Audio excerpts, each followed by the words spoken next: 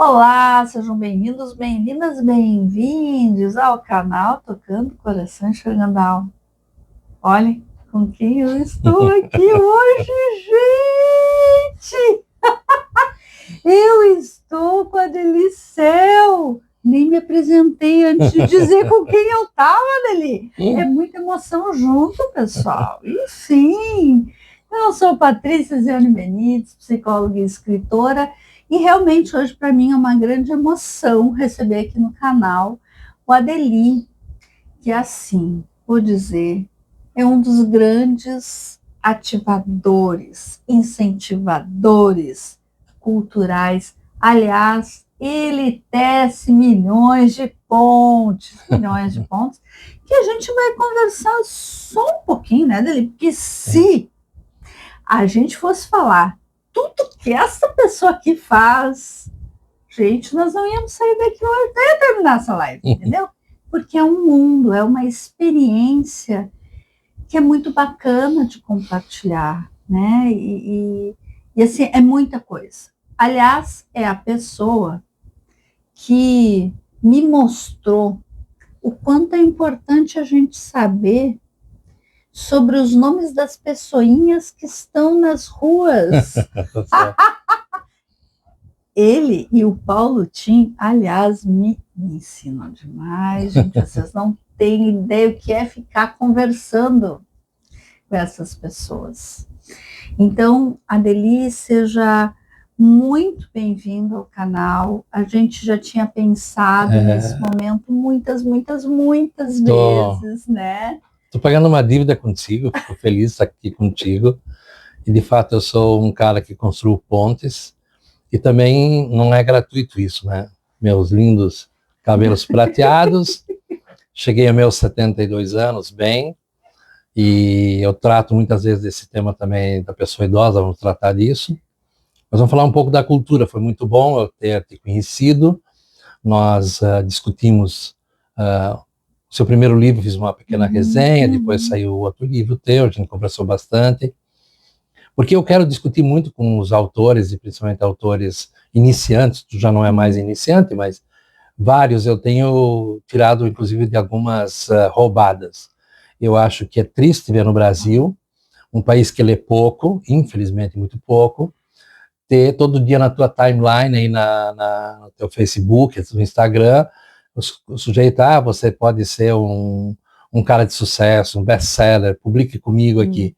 Aí a pessoa paga lá R$3.000, aí recebe 100 livros, ou seja, já custou 30, tem que vender por 50, e ela rodou 100 livros. 101 talvez para ficar um na prateleira, só rodei um livro aqui, mas não faz absolutamente mais nada, não divulga teu livro. E nós temos quebrado um pouco isso, né? Dado nos dedos, entende? Dessas editoras picaretas, né? A distribuição de livros no Brasil é um grande problema que já vem de anos. Aqui no Rio Grande do Sul nós tínhamos grandes distribuidoras. A Globo e a Sulina, só para citar duas. Tá? A LPM ainda hoje é uma grande editora, mas não é tanto distribuidora, ela mais tem a sua publicação. Mas você tem dificuldade, às vezes, de ter livros de algumas editoras importantíssimas do Brasil, porque não há uma distribuição. Nós temos uma parceria com o Isatir, da Isasul, que faz um trabalho sério, normalmente organiza vários novatos na Feira do Livro, ele sempre tem atendido os nossos pedidos, né? Ele sabe que nós vamos ajudar a divulgar também, porque ele tem trabalho, e nós temos feito algumas rodas de conversa lá na livraria dele, que é muito interessante também. Mas nós estamos há bastante tempo, está fazendo esse mês 3 anos, que nós estamos com a feira do Xará da Praça 15, que você, sempre que pode, participa e sabe que também ali é um ponto de encontro de escritores. Hoje nós somos mais de 170 que já participaram de uma forma ou de outra. E o bom é que um vai avisando o outro, saiu um edital para Crônicas de Porto Alegre. No caso, o Paulo Tim e eu, que você citou, somos os que estamos organizando Crônicas de Porto Alegre. É um livro muito simples, que nós queremos pegar dos antigos visitantes, do Saint-Hilaire e da Arsène Isabelle, alguns excertos, alguns trechos, porque são crônicas longas, são livros de visitação que eles fizeram em 1820, 1834, 35 no Rio Grande do Sul. Depois pegar o Coruja, que foi o nosso grande mestre da crônica, da história, da crônica de história de Porto Alegre. Seria muitas coisas que a gente não saberia se não fosse o Coruja, né? E depois nós temos aquela turma do início dos anos 1910, 1920 e 30, que é Paulo de Gouveia, Teodemiro Tostes, para citar dois, e o Arquimedes Fortini, que eu tive o prazer de juntar as crônicas mais evidentes, mais importantes sobre Porto Alegre, principalmente do início do século XX, e publicar um livro com essas crônicas e com uma mini biografia que foi, na verdade, um sucesso. Porque a gente sabe que esse tipo de livro tem um público restrito. Eu fiz uma quantia X, que eu sabia que eu ia lançar com a sua família, que estava esperando exatamente isso. Eu vendi o que eu tinha que vender, já cobri os custos, já deu, porque isso fica para a história de Porto Alegre. Claro. E nós, com as crônicas de Porto Alegre, que o Paulo Tim e eu queremos produzir, nesse mês de julho as pessoas podem nos mandar, hoje já recebi 2, tá? É muito importante, então pode ser pessoa de qualquer lugar do mundo, desde que as crônicas sejam sobre Porto Alegre. Crônicas curtas, de preferência, porque crônicas não pode ser um tratado. Crônica, nós sabemos, assim, algumas pessoas que escrevem muito bem crônicas, hoje nós temos aqui, assim, conhecidos, a Cláudia Tages, que é a minha predileta, temos a Marta Medeiros, enfim, são mulheres hoje que são boas cronistas, né? E nós temos algumas cronistas, tu fizeste uma entrevista também com a Luciana Conrad, que eu gosto muito do livro de crônicas dela, que são crônicas exatamente feitas para aquilo que hoje falta para nós, no jornal. O jornal que ela escrevia também não existe mais, e o Cristiano Freta, que é um grande escritor, o último romance dele, Correr na Chuva, é brilhante, ele está fazendo alguns cursos de escrita ativa, de escrita criativa, com pessoas, e principalmente com jovens, ou com quem quer aprender, de fato, alguma coisa a mais, já escreveu livros, enfim. Ele diz que nos falta para a crônica o meio material que é o jornal. Ele tem razão. Porque as pessoas também escrevem qualquer coisa. Tem coisas boas, inclusive, no Facebook. Tem um sujeito também que tinha uma editora, que ontem li uma crônica muito boa dele no Facebook, mas isso é exceção. As pessoas escrevem qualquer coisa no Facebook e acham que são os cronistas da face do mundo. Não é assim. A pessoa tem que escrever, tem que deixar dormir, tem que reescrever, tem que cuidar no que escreve, como escreve, tem que cuidar da questão da ortografia, tem que cuidar das concordâncias. E se a gente vai botar alguma coisa no papel, ou mesmo em meio eletrônico, como um livro, tem que ter revisão. Se eu peguei uma pessoa muito querida, muito agitadora também, agora é o seguinte, eu falei, quem revisou o teu livro? Minha filha. Não, tua filha não é a revisora. Tua filha faz muito bem social media, mídias sociais, mas não é a revisora. Então a gente tem que ter essa grandeza de que todo texto que um escritor escrever tem que ter revisão. Esses dias eu fui, junto com a professora Ana Souza, o Paulo Tim e eu, nós fomos os julgadores do Prêmio Açoriano de Crônica. Nós recebemos 25 livros. Tinha crônicas muito boas. Teve um que eu disse, pá, esse cara tá entre os 3. Bom, aí eu pego erro de grafia. Aí pego um problema de colocação de crase equivocada. Falei, mas tem um problema. A editora é boa. Aí eu fui lá olhar, não tinha revisão. Ou seja, ele deve ter chegado, porque ele já é um cara que escreve, não, eu já revisei, pá, publica, aquela coisa assim, está errado, gente. O cara é muito bom, mas não teve nenhuma chance de entrar, porque tinha erro de português, tá? De grafia. Então isso você tem que cuidar.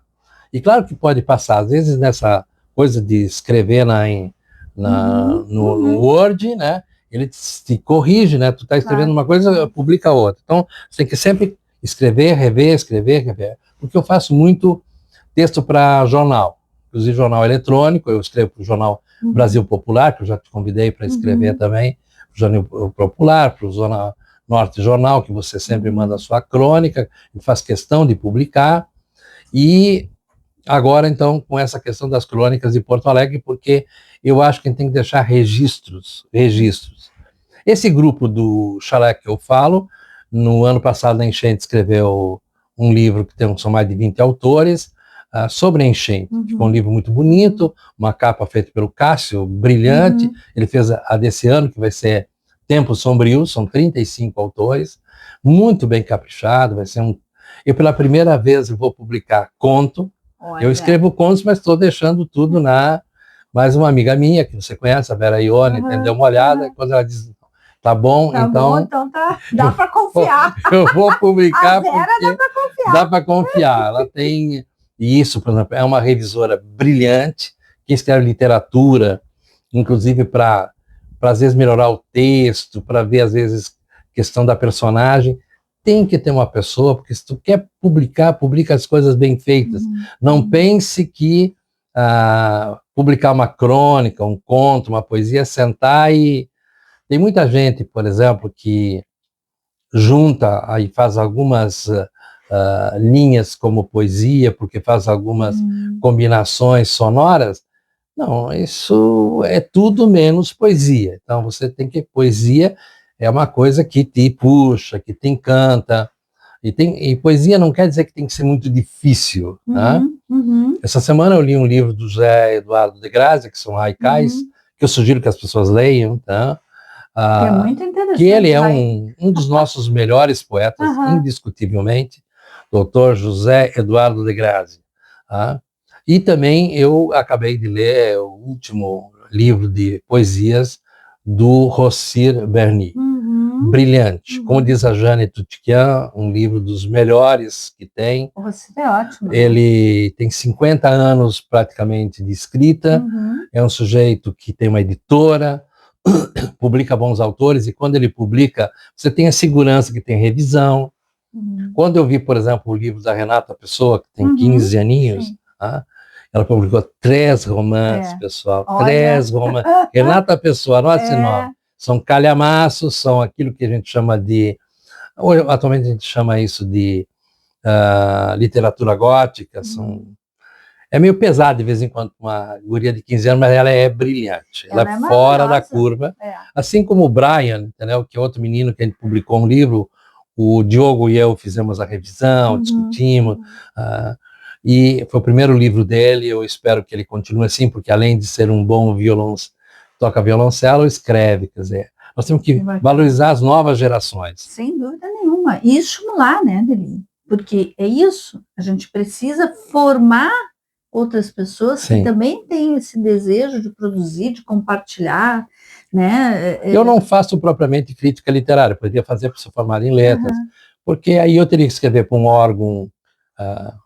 que seja um jornal, coisa que vai vender ou publicar, e se eu não gosto de um autor, ou que eu li, que acho um problema, eu nem faço resenha, porque eu não ganho nada se eu fizer uma resenha avacalhando com alguém, entendeu? Alguns entendem e não merecem elogios, né?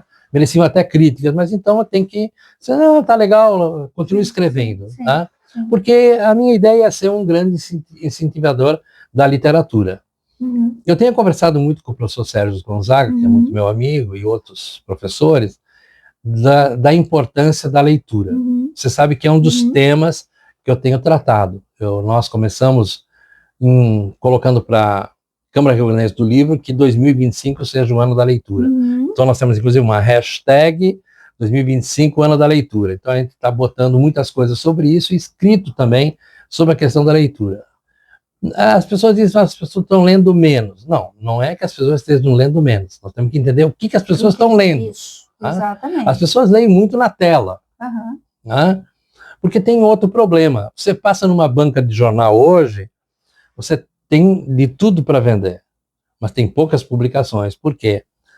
No passado, eu fui dono de sebo, de livros usados, ali no viaduto Otávio Rocha, na Borda de Medeiros, durante 16 anos. Eu peguei o ano de 86, acho que foi, até 2002.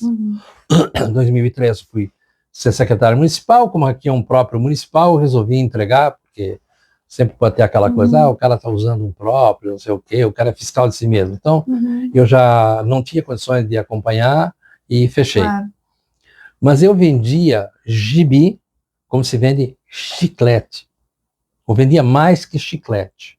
eu peguei a grande fase da reedição das chamadas graphic novels, tá? E de reedição de muitos gibis. E eu fazia muita troca. E eu fui aprender com um guri que gostava de gibi, porque o cara que é formado em letras, normalmente, quando sai do curso de letras, se acha o tal, né? Porque literatura é de Guimarães Rosa para cima. Não, isso é uma grande bobagem, é um elitismo. Aprendi isso depois, na vida prática, que não é bem assim. A gente tem que incentivar todos os autores, ler bons autores, e não que as pessoas não possam ler, que é o seguinte, na questão do gibi tem muita coisa importante, porque muitas pessoas se alfabetizaram lendo gibi, lendo história em quadrinho, tá? E eu vendia de tudo, de tudo. Eu me lembro de algumas pessoas que eram colecionadores, que colecionavam determinados, por exemplo, National Geographic, em português, acho que era, não me lembro o título que era no português. Eu vendia também de monte que as pessoas usavam. As pesquisas que as pessoas também faziam muitas vezes em revistas. Hoje em dia é tudo no Dr. Google. E cuidado, o Dr. Google às vezes mente, hein? Isso. E a inteligência artificial é idiota, tá? É pouco inteligente. E eu fui pesquisar sobre os antigos restaurantes do mercado público. Se eu fosse na conversa da inteligência artificial, eu ia falar um monte de besteira. Falou de restaurantes que nunca tiveram no mercado público, fala de restaurantes que fecharam, que nunca fecharam, pelo contrário.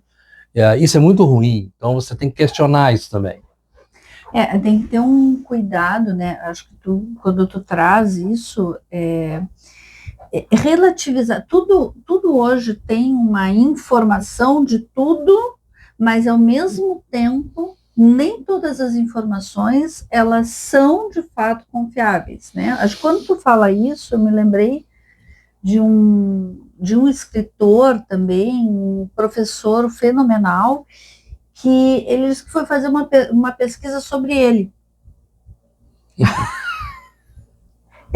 Ele disse que apareceu cada coisa sobre ele, inclusive frases que foram colocadas que ele tinha dito, que ele nunca disse. Esse é um outro problema. As pessoas também, de vez em quando, publicam uma crônica dizendo que é de fulano e tal, que não é. Eu sempre vou atrás. Às vezes eu acho na internet uma frase bacana, hoje achei uma frase do Gilles Deleuze, entendeu? Eu fui ver se era a frase dele mesmo, porque eu quero usar essa frase. E acho que as publicações hoje são diferentes. Tinha uma época, se tu não fizesse 2.000 exemplares, esqueça, tu não conseguia pagar a gráfica. Hoje é diferente. Inclusive um assunto que nem esse, por exemplo, da enchente. No ardor e na dor da enchente, do amargo regresso, a gente publicou, somos 7 autores, a gente publicou Perdi Tudo e Agora. Nós refletimos sobre o problema da falta de cuidado da pessoa idosa. Então é muito simples, é um formato que você pode mostrar menor, com menos páginas, e que tu roda com uma certa agilidade. Então foi isso, uma capa bem pensada, por sinal uma jovem de 22 anos que fez isso. Então, bacana. Textos entendem do momento, então você tem que pensar nisso. E a mesma coisa eu fiz com os problemas que nós temos no Rio Grande do Sul. Tinha feito um que está esgotadíssimo, que é a questão da escravidão contemporânea, o caso da Serra Gaúcha. Isso aqui já é continuação. E aqui eu publiquei, dá licença, alguns textos que algumas pessoas foram esquecidas, né? Essa história da escravidão, por exemplo, aqui eu coloco a questão, retoma a escravidão na Serra, da maçã que não tinha se tratado, do agro, tá? E eu falo, por exemplo, do caso, aqui, por exemplo, da escrava Páscoa, que foi raptada, levada para Rio Grande aos 13 anos de idade, o caso do Josino, que foi enforcado, coisas assim que se esquece, então é um pouco resgate de memória. E eu trabalho muito com a questão de memória. Sim, você falou antes das ruas, né? Ruas é memória. Então você tem coisas que às vezes estão na placa de uma rua que estão completamente erradas. Vou te dar a última que eu descobri. E eu descubro também porque eu tenho relações. Não é que eu não sou o Google. Então, no bairro São João, aqui em Porto Alegre, já indo em direção à Zona Norte, a antiga várzea do Gravataí, nós temos uma rua chamada 16 de Julho. Ali a maioria das ruas é assim, Berlim, nomes de países, de capitais, etc e tal. E lá no meio tem Rua Arabutã. Por que Arabutã? O que aconteceu com essa rua foi, na época da Segunda Guerra Mundial, que afundaram aqueles 3 navios. Um deles chamava Arabutã. A rua se chamava Rua Itália. Você não tem Rua Itália naquela região. Tá? Os caras foram lá, arrancaram, botaram Arabutã, e isso se transformou no nome oficial daquela rua, Arabutã. E tem a 16 de novembro, a 16 de julho. A 16 de julho diz lá Dia do Comerciante, homenagem ao comerciante. É verdade, isso é o Dia do Comerciante, 16 de julho. Só que essa lei que criou o Dia do Comerciante é de 1950 e pouco. Né? Só que essa rua é bem anterior. Discutindo com um pesquisador, amigo meu, a gente reúne normalmente às sextas-feiras lá no Mercado Público, estou te convidando. Aí o meu amigo Frederico Bartz, tá? Que é um jovem pesquisador brilhante, que sabe tudo do momento operário de Porto Alegre, que tem um Facebook chamado Caminhos Operários de Porto Alegre. Ele diz, não, vou ver. Eu achei que fosse o dia 16 de julho de 1944, quando os nossos pracinhas desembarcaram na Itália. Eu falei, pô, se tiraram a placa Itália e enfiaram Arabutã, tem uma certa lógica. Mas eu não tinha certeza. Eis que o meu amigo Frederico Bartz achou, num cartório, a passada dos terrenos para a prefeitura fazer as ruas do sujeito daquela região e discutiram as ruas, e o dia que foi assinado foi 16 de julho. Portanto, é uma homenagem ao dia da doação daquelas ruas para a prefeitura, no tempo de Alberto Bins, logo, muito antes de criar o dia do comerciante. Por exemplo, tem uma confusão sobre as ruas ali na Zona Sul. Otto Niemeyer, consultor inglês, não sei o que lá. Isso foi olhado no Google, né? Otto Niemeyer foi um dos maiores comerciantes aqui do Centro Histórico de Porto Alegre, aqui da Praça 15. Foi o primeiro cara a fazer uma casa ali na Tristeza. É ele, entendeu? E assim tem vários casos. Na Restinga, a Rua João Antônio da Silveira. Isso é o General Farrapo. Foi um dos que cercou Porto Alegre. Não, Porto Alegre, os farrapos, os nomes dos farrapos e da Guerra do Paraguai estão tudo no centro. Ou na Floresta. General o Neto está na Floresta, claro, o famoso, o nosso, que dá nome à grande rua que passa por trás da PUC, a Bento Gonçalves, e a Canabarro. Esse cara era menos conhecido. Não vão botar lá na Restinga 300 anos depois, né? 150 anos depois. Sabe quem é o João Antônio da Silveira? Quem descobriu? Uma amiga minha, que também pesquisa coisas, e não é formada em História, como eu também não sou formado em História, sou formado em Letras. Nós vimos no museu, no arquivo público, Moisés Velhinho, o abaixo-assinado da comunidade era um homem comum do povo. João Antônio da Silveira era um homem comum do povo. Não tem nada a ver com o general.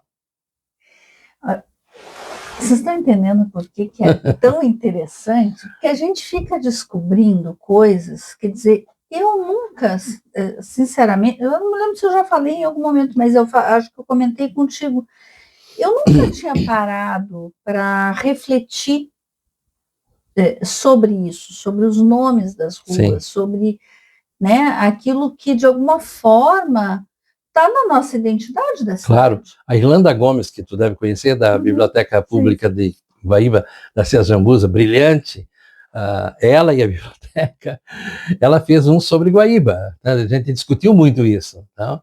Inclusive do resgate dos afrodescendentes, né? Porque ela é afrodescendente, então é importante. No meu primeiro Certas Ruas de Porto Alegre, volume 1, eu coloquei que nós temos poucos nomes de negros, poucos nomes indígenas, nós temos bastante nomes indígenas, mas não de pessoas indígenas, mas você ali no Cristal é tudo nome indígena, e tem vários outros ali, por exemplo, a parte do Sarandi tem vários. E também nós só tínhamos, ainda temos menos de 10% de mulheres. Os negros, aqui no Centro Histórico só tem José do Patrocínio, que começa o centro histórico e entra na Cidade Baixa. Um negro. Nós temos 2 mulheres, que é a Marquesa de Sévigné, e uma outra rua nova ali no lado da rodoviária, que é a mãe de um dos donos da rodoviária, e a nossa Rua da Conceição. Ou seja, 3 nomes femininos e um negro. O resto é tudo general paraguaio, da Guerra dos Farrapos, etc. e tal. Ou seja, os vencedores estão sempre com seus nomes colocados na parada. É interessante isso. Por isso fala da nossa história, né? Daquilo que de alguma forma nos coloca, nos inscreve nessa sociedade, né? Estou falando isso, me remeteu, por exemplo, no bairro onde eu moro, recentemente, 2 pessoas significativas para aquela comunidade se transformaram em nome de rua, né? Então é muito interessante isso, porque dá voz também a alguém que foi importante para aquela comunidade de alguma forma. Sim. E que fica marcado, né, ali. As pessoas às vezes dizem que dá o nome de rua. Eu sempre elogiei muito o vereador João Carlos Nedel, que foi o cara que mais deu nome de rua. Ele foi vereador há 24 anos, convivi com ele muito, e nós temos um livro que nós vamos publicar, que algumas ruas de Porto Alegre são todas as que ele deu nome de rua. Eu peguei todas, como ali é mais fácil, porque ele tinha o que deve colocar na placa, tem a data e tem o número da lei. Porque tem muitas ruas de Porto Alegre, por exemplo,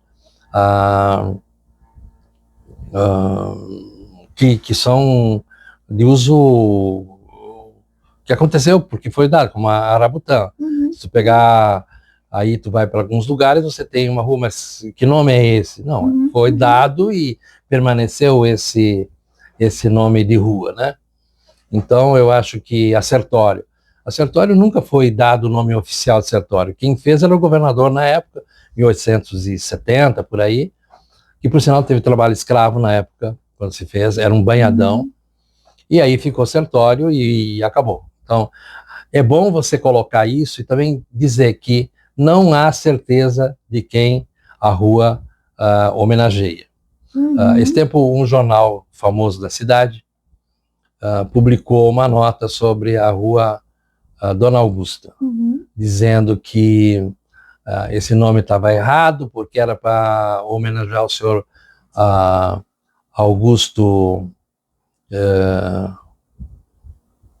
Silvério, já tem a rua Silvério, ou Silveiro, como alguns querem. Na verdade, o nome correto é Silveiro. Não é verdade isso, porque eu tenho o número da lei. A lei homenageia alguma Dona Augusta, na região tem vários nomes de dona. Tá?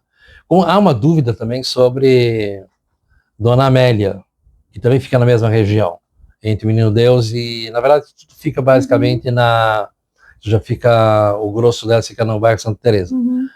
Dizem que é a primeira mulher de Dom Pedro. Talvez seja.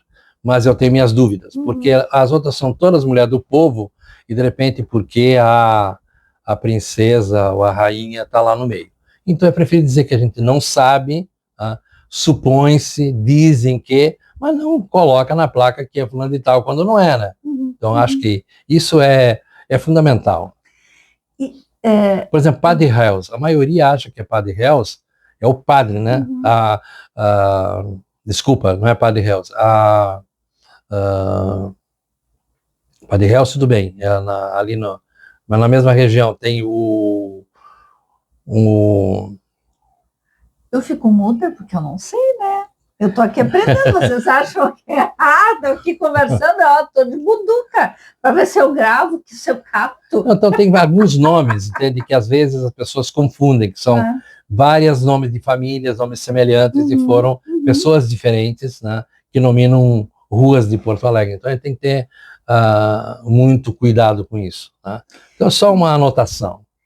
É que é interessante, eu acho que essa anotação, Adeli, que tu traz, ela é uma anotação da nossa ancestralidade enquanto cidade. Então, todas as cidades, de alguma forma, vão ter o seu espaço geográfico e como vai se formando aquela localidade. Estava pensando no Landel de Moura. Então, a rua Landel de Moura, as pessoas acham que é o padre Landel de Moura. Não, na verdade, de um sujeito chamado Landel de Moura, né?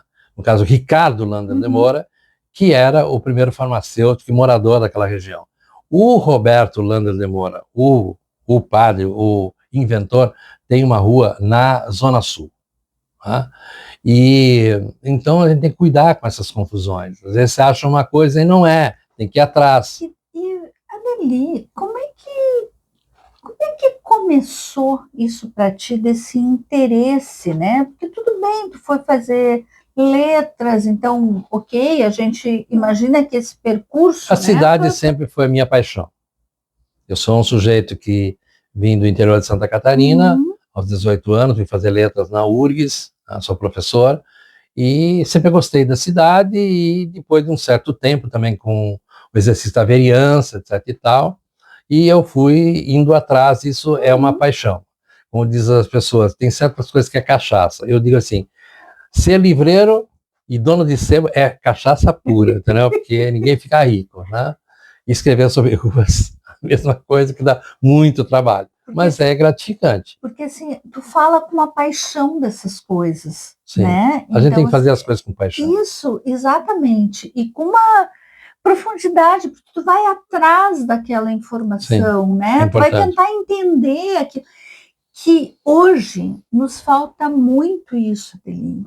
Hoje é a superficialidade. Fica no raso, e muitas vezes a gente não vai buscar se de fato aquela informação que está ali é aquilo mesmo. É verdadeiro. Sabe? Tudo bem, algumas pessoas nem se tocam das coisas, mas o mais importante disso, talvez, seja a gente entender que a gente tem que cuidar para não sair reproduzindo coisas, Sim. seja elas de qualquer natureza, Sim. né? Porque simplesmente escutou, porque leu uma frasezinha, e aí se tu vai perguntar, mas como é que tu chega nisso? Eu li. Eu escutei, mas eu não entendi, eu não aprendi, né? Porque hoje é um mundo de muitas informações, mas informações superficiais. Muito superficiais. Né? Então, a gente precisa quebrar isso, porque isso também traz o empobrecimento intelectual para a gente, cognitivo. A gente até falou isso naquela roda de conversa que se teve na Isasul, né? Então, acho que a gente tem que cuidar. E se a gente quer, inclusive, deixar um legado para as nossas crianças, para os nossos jovens, é instigar a conhecer, a ler, a entender, a bisbilhotar, a procurar, né? Eu acho que é aprofundar. Sim. Sair do raso, né? Porque isso nos traz uma outra compreensão de vida, e nas relações isso também é extremamente importante e muito, muito importante.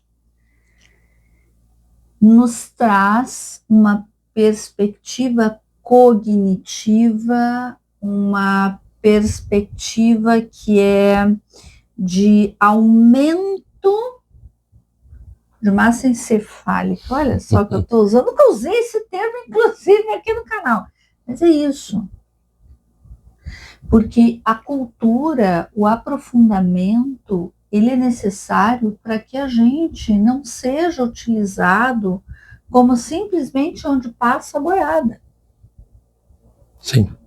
Porque quando a gente não tem cultura, é muito fácil a gente ser levado a tomar decisões, escolhas que... Enfim. Eu tenho feito também algumas reflexões, porque alguns passam e outros ficam. Nem todos que passam é porque não foram bons autores. Muito pelo contrário. Porque às vezes eles lidaram com temas que não eram muito comuns na época, não foram devidamente trabalhados, e o tempo é o grande inimigo da memória, né? Agora, por exemplo, na prefeitura foram reeditados 4 livros. O livro do professor de história lá da PUC sobre Porto Alegre, Rua da Praia do Nilo Ruschel, do Augusto Bisson sobre Unhas de Vento, e a reedição do romance antigo do Darcy Zambujo, uma sugestão que eu fiz, inclusive. Por que o romance antigo? Digo, gente, esse romance ele trata de toda a história de Porto Alegre. É um romance que passa a história de Porto Alegre. Tá? Muito bem escrito, de alta qualidade. Darcy Zambujo foi um grande escritor. Muitos conhecem o Darcy Zambujo como jurista, ele foi professor da URGS, foi professor do Brassard. Tá? E nós tivemos a felicidade de conseguir reeditar, conseguimos uma verba parlamentar para isso, e esse ano esperamos rodar mais alguns outros, e o Sérgio montou um comitê, um conselho editorial da editora da prefeitura, unidade editorial, acho que é assim que se chama, para a gente repensar alguns escritos que estão quase esquecidos. Então, Darcy Zambujo foi uma boa lembrança, e eu digo assim que hoje, por exemplo, quando se discute a questão do gaúcho, se discute nativismo, tradicionalismo, etc. e tal, a gente esquece os grandes poetas de raiz. Tá? Vargas Neto. Vargas Neto, na minha opinião, é o grande poeta raiz do Rio Grande do Sul. Foi um dos fundadores da Estância da Poesia Crioula, chama-se isso normalmente de Poesia Crioula. Há outros, porque essa entidade foi fundada, creio que em 1957, estava lá o Érico Veríssimo, Dionélio Machado, Josué Guimarães, e tal. E quando chegam também esses anos cheios, como esse ano são 120 anos do Érico, são os 90 anos da publicação dos Ratos, do Dionélio Machado. O pessoal tem hoje à noite um debate, sobre, o Jonas Dornelles vai falar sobre o Dionélio. Eu acho os Ratos um romance que tinha que ser reeditado, tá? Porque é uma coisa incrível esse romance, entendeu? 1935, ou seja, 90 anos atrás, Dionélio Machado em 30 dias escreveu esse romance. E um romance que pega a alma do trabalhador porto-alegrense, a alma da cidade. Então tem algumas coisas que seriam muito importantes, inclusive, discutir. O trajeto que fazia a personagem, Nazia Zeno, né, preocupado em pagar o leiteiro e o dinheiro que ele conseguiu com a agiota, deixou em cima da mesa, um rato podia roer, por isso chama-se Os Gatos. Então são essas coisas muito interessantes, né, que a gente precisa resgatar. Agora, se me permite, eu acho que nós temos que discutir um pouco também a literatura atual. Nós estamos, acho que no segundo decênio de uma retomada da literatura no Rio Grande do Sul. É uma literatura muito mais urbana, mais feminina e mais negra. Dos homens, nós temos alguns que temos que citar, né? Jefferson Tenório, para mim, brilhante, como José Faleiro, brilhantíssimo, tá? Na área, por exemplo, do escrito mais longo, caso romance, né? E é interessante, o José Faleiro continuou morando na Loma do Pinheiro, né? O José Tenório teve o Avesso da Alma, uma polêmica nacional, um absurdo, entende? As besteiras que se fala. É gente que não lê o livro, né? Não li e não gostei. Baboseira pura, ou li e não entendi. Não, eles não leram. Não leram e não gostaram. Claro, nós temos outros autores na poesia. Eu acho que nós temos o José Eduardo de Grazia, que é o nome mais conhecido. E tem alguns outros nomes, o Ren, que ganhou o prêmio agora Açorianos. Enfim, temos bons autores, tá, na poesia. As mulheres estão despontando, tá? Estão despontando em todas as áreas, na crônica. Quem ganhou a crônica, o melhor livro do ano, eu tive o prazer de sugerir como crônica a Mariana Iannelli, e ao mesmo tempo esse livro ganhou o prêmio do ano. Então nós acertamos a escolha. Bacana. Mas também no romance, né, também teve uma mulher no romance. Em vários gêneros nós tivemos mulheres vencedoras, e também nos prêmios especiais, que eu também recebi o Açorianos esse ano, homenageado, mas também a minha colega de aula, Maria do Carmo também ganhou o prêmio. Estava conversando com as gurias que são minhas colegas e está se reencontrando a turma do Barra 73 da Letras, né, que nós entramos. Então, eu acho que as mulheres estão em destaque. Nós temos um coletivo de escritores negros, que a maioria são mulheres. Entre elas, eu queria destacar o caso da Lilian Rocha, que é uma grande escritora. Fenomenal. Além de ser uma declamadora inigualável. A gente ainda não teve a Lilian aqui, a gente ainda não conseguiu. Mas ela vem, ela escreveu. Tem uma voz. Ela escreveu o prefácio desse livro. A Lilian Rocha, ela é muito boa na poesia. E ela tem, quando ela tem uma veia. Potência. Né? Mas tem outras mulheres, tem bastante livros escritos já, a nossa presidente da AGES, que é a Liana Tim, ela é uma multi-artista, que é arquiteta, artista plástica, teve um show com ela ontem, inclusive, ela faz de 2 em 2 meses, acho que ela faz o seu show também, muito bom. A Kátia Simon, que é a vice-presidente da nossa AGES, o último livro dela sobre poesia é um livro muito bom. Então as mulheres estão, eu citei a Luciana Conrad, que você entrevistou, eu acho as crônicas delas uma perfeição de crônica. Claro, tem os homens também, agora estava me lembrando, a pessoa me pediu, vou falar com o Rogério Gomes, que é um médico. Ele é... O romance dele é incrível. Assim, a forma como ele faz, o enredo é ótimo, assim, né? Por exemplo, às vezes a pessoa tem uma história, mas o enredo não se sustenta, né? Não é que você precisa ter uma história com começo, meio e fim, porque a boa obra é uma obra aberta. Eu estava dizendo esse tempo o James, lá de São Leopoldo, que ele fez um romance, uma novela policial. Eu digo, mas está perfeito, porque além de tudo você termina ela uma obra aberta, que você pode continuar, escrevendo sobre o tema. Então, eu acho que tem muita gente jovem, alguns, inclusive, com projeção internacional. Eu queria, por exemplo, lembrar aqui a Carol Ben-Simon, que hoje mora nos Estados Unidos. Eu sei que parece que um dos livros dela já foi comprado para ir para o cinema. Eu quero me lembrar aqui, por exemplo, Nós que Amávamos Tanto os Cowboys, que está traduzido em inglês, francês. A Carol eu conheci, ela devia ter 12, 13 anos, fui amigo da família, perdemos, inclusive, faz pouco tempo a mãe dela, mas a Carol é brilhante, né? Como outras também. A Mariana Calil, que fazia o Caderno Dona, morreu com 49 anos de idade. Ela escreveu 2, 3 livros muito interessantes, tá?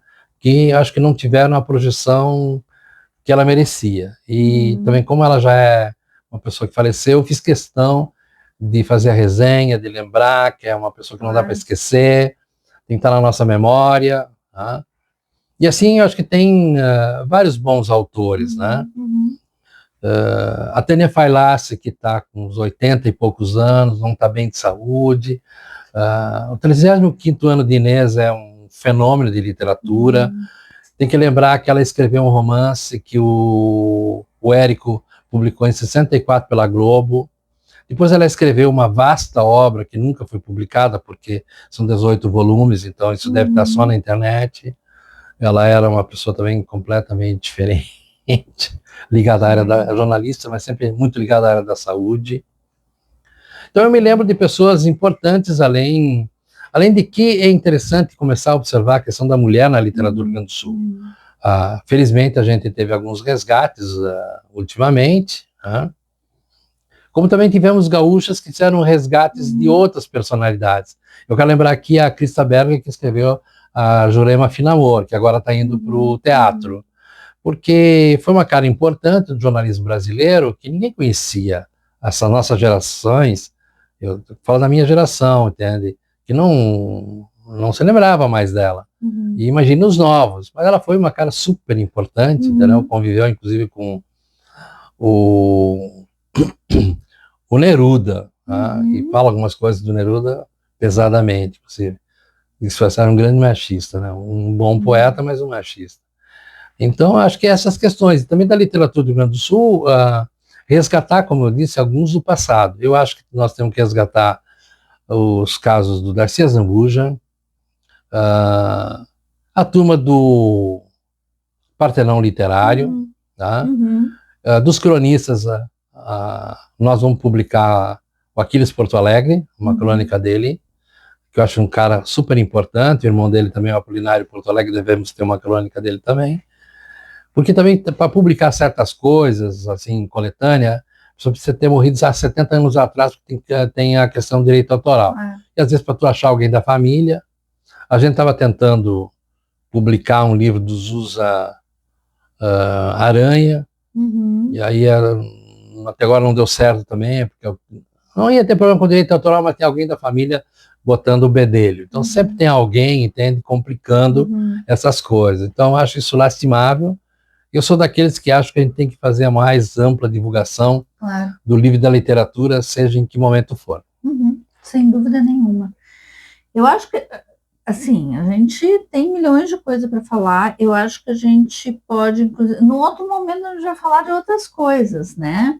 Mas eu acho que a gente não pode terminar essa nossa conversa, né? Que eu acho que já ficou a dica de muitas pessoas para a gente buscar, para a gente conhecer, né?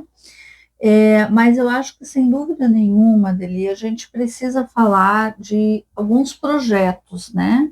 Eu acho que o projeto de Metamorfose, né, da Vida, e tem 2 livros publicados, assim como também o Cronoletes, né, que eu já citei nas minhas redes, enfim, eu acho que são 2 projetos que a gente precisa... O Cronoletes, Cronoletes por 250 anos, vocês vão achar na internet, só pode ir lá, Cronoletes já vai sair. É uma ideia do Paulo Tim, que o Paulo Tim, o Celito e eu fizemos. Eu passei, eu acho que o ano de 2023 em Porto Alegre no Natal, cuidando da minha mãe, e fiz uma revisão geral de mais de 1000 páginas, foi assim, eu não parei de trabalhar, porque o Paulo Tim já tinha escrito muitas coisas, eu tinha outras tantas e fui colocando as coisas que eu tinha escrito junto com as que ele colocou. E é uma página fenomenal. Eu vou deixar na descrição do nosso por favor, também. E o Metamorfose da Vida, esse primeiro com a capa branca, foi lançado em 2023, e o outro em 2024, né, apesar da enchente, saiu o próximo, e agora na Feira do Livro sai o Metamorfose da Vida 3. É um projeto, nós chamamos de Coletivo Metamorfose da Vida, nós temos uma página, chama-se www.coletivometamorfosedavida.com.br, e nós discutimos muito os temas do envelhecimento. Eu quero dizer que é o grande tema da atualidade no mundo, que tem o envelhecimento, que nós vamos fazer com as pessoas idosas. Porto Alegre é uma cidade da longevidade, como o Rio Grande do Sul. Isso que Porto Alegre perdeu 76 mil habitantes nos últimos 12 anos do censo, isso não conta a enchente. Então, algumas pessoas foram para o nosso próprio litoral, é verdade, e a maioria faz parte da terceira grande onda migratória. Os idosos estão indo para o litoral catarinense, tanto que tem cidades como Pasto de Torres, Gaivota, Barra Velha, Itapuá, que dobraram as suas... principalmente aqui, os habitantes de Pasto de Torres e Balneário Gaivota, mas também o caso de Garopaba e outros, né? Então, a população de gaúchos. Então, é uma onda migratória muito grande, mas Porto Alegre continua sendo a cidade dos idosos. Nós temos uma falta de políticas, tanto que nós tratamos disso no outro livro que a gente fez por causa da enchente, que está muito bem colocado, essa questão da falta de políticas públicas para os idosos, e nós continuamos nessa toada. Então, nós somos um coletivo que tem feito lançamentos do livro por todo o estado, temos sido convidados por instituições já para dar palestras, etc. e tal, e nós estamos formatando alguns programas através de uma consultoria, que é a minha do Fábio, que é a Dominus, a consultoria e capacitação, para apresentar para as prefeituras já algumas ideias, alguns projetos que esse coletivo vai participar. Adeli, eu acho que é um tema muito importante, assim, né? Talvez em outro momento a gente volte com uma roda de conversa com outras pessoas desse projeto, porque é um tema muito importante, né? A gente, de fato, tem sido uma população que está envelhecendo, e que condições temos para esse envelhecimento, né? que políticas públicas temos, né? Como que a gente está se preparando para esse Sim. envelhecer, porque também é isso, né? Que preparo é esse? De que forma a gente pode conseguir chegar lá, né? Melhor, com mais capacidade, de poder ser produtivo, e produtivo que eu estou falando com saúde. não é com saúde, entende? De poder fazer coisas, de continuar decidindo, ter autonomia dos seus processos, que eu acho que é uma coisa que a própria reforma psiquiátrica trabalha muito a questão da autonomia. Sim. Né? E na questão do envelhecimento, a gente precisa preparar as pessoas e precisa cultivar a autonomia. Né? Sim. Enfim, acho que é um mundo esse tema, né? E que cabe talvez num outro momento a gente inclusive fazer mesmo uma roda de conversa sobre isso. Pode né? chamar que a gente está junto. Então vocês podem deixar os seus comentários aí, né? Que a gente vai estar olhando, né? Enfim, e se quiserem convidar, né? Esse coletivo para também estar participando, seja aí do lançamento dos livros, ou fazer uma sessão de autógrafos, fazer uma roda de conversa sobre isso, porque é um tema muito, muito, muito necessário. Não basta envelhecer. Nós temos sim que ter um envelhecimento saudável e uma sociedade que reconhece isso. Inclusiva, e não uma cidade que tenha preconceito, o idadismo, né? Preconceito da idade. Isso, exato. Que, assim, faz de conta que não, né? Só que sim. Só que sim. Então, Adeli, eu só tenho a te agradecer, né, a tua generosidade de poder estar aqui, né? Porque a gente sabe, assim, né? Assim como todas as pessoas que vêm aqui têm muitas coisas que fazem e se preocupam em estar, né? Tentam guardar um momento, um horário para estar aqui junto, para compartilhar sobre essa história, sobre a sua experiência. Então, eu te agradeço imensamente. Eu acho que o Adeli, para mim, é uma das pessoas que me abriu um mundo de pontes através desse coletivo que ele falou hoje, de mais de 170 pessoas, que não foi assim que começou, né? A Feirinha do Chalé também não foi assim, né? Ela foi se constituindo, hoje é um marco dentro da cidade de Porto Alegre. Então, ter pessoas que nos instigam, sabe, que nos promovem, eu vou aqui, olha, entre em contato com essa pessoa. Talvez, Adeli, tu não tenha noção do quanto é importante esse trabalho. Que bom, né? Feliz. E eu te agradeço imensamente, e tu pode deixar as tuas redes aqui, que eu vou deixar na descrição. O Google não erra. No meu caso, a Adelicel é um nome não muito comum. Vocês vão achar o endereço aqui do escritório, meu celular, meu WhatsApp, tudo. Tá bem, tá ótimo, tá ótimo.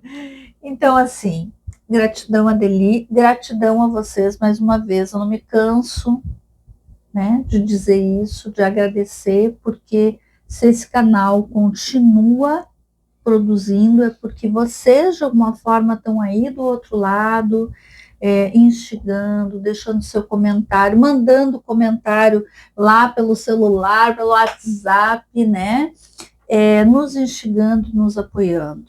Então, gratidão infinita, gratidão, Adeli, mais uma vez, que sejamos luz, paz, sabedoria e encantamento, e até a próxima. Obrigado.